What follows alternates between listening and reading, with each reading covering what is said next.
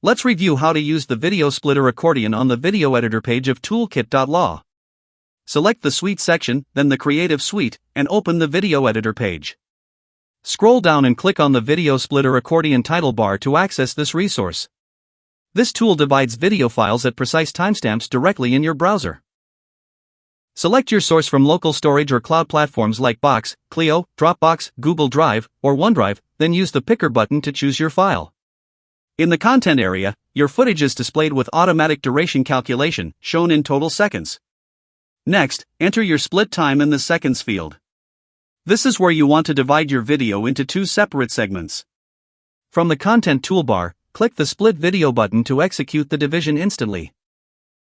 The tool generates two labeled segments, Video 1 and Video 2, each with its own player. When ready, click Download in multiple formats. Use the Clear button to reset your workspace if needed. You can also share it securely via email, web link, or submit feedback.